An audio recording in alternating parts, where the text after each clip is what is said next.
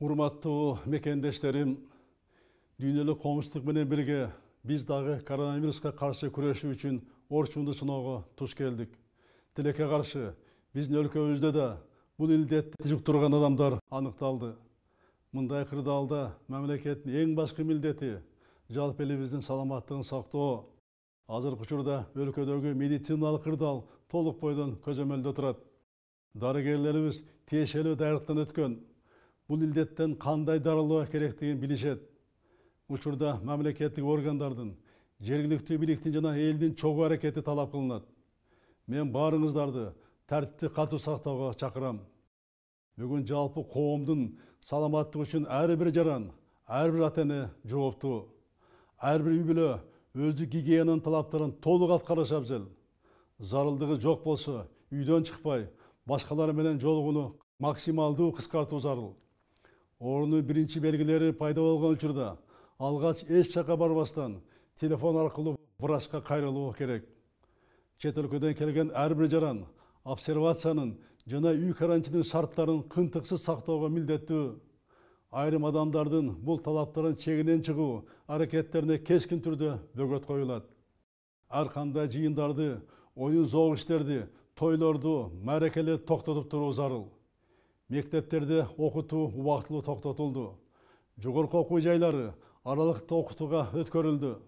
Чек аралар, өткөрүү пункттары, аэропорттор катуу кайтарылган тартип менен иштеп жатат.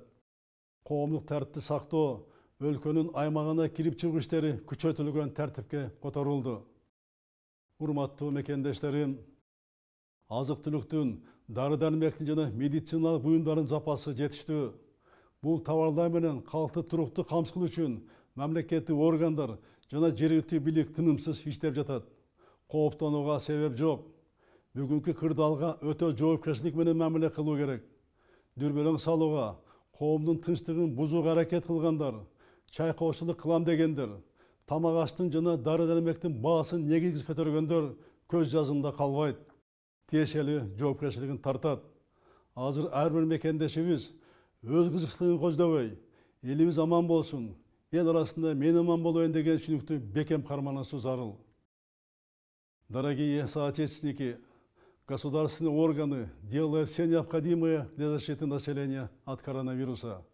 В наших пограничных заставах, контрольно-пропускных пунктах и аэропортах предприняты решительные меры для защиты от вируса. Медики работают круглосуточно. Они имеют необходимую профессиональную подготовку. Учеба в школах приостановлена. Вузы перешли на дистанционную форму обучения.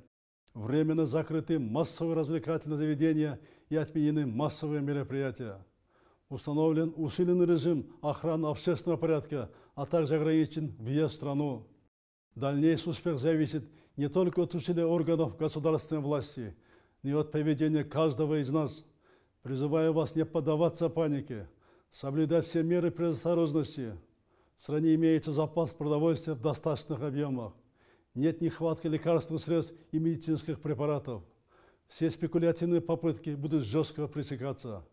Призываю всех кыргызстанцев к гражданской ответственности. Только совместными усилиями и соблюдением жесткой дисциплины мы добьемся успеха. Урматтуу мекендештерим, бул илдетти биргелешип гана жеңе алабыз. Баарыбыз тең аракетибизди бир максатка бириктирип, белгиленген шарттарды так аткарууубуз абзел.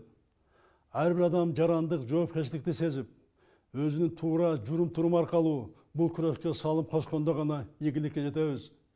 Бир билек болуп түрүлүп, бир муштум болуп түйүлүп, бирге аракет кылуу талап кылган сыноо келди.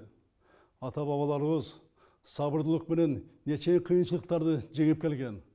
Кудай буйруса, бул сыноодон да адамдык сапатыбызга, улуттук ар-намысыбызга шек келтирбей, абийирлик менен өтөбүз. Жараткан Кудайым өзү колдоп, элибизде аманчылык, жергебизде тынчтык болсун.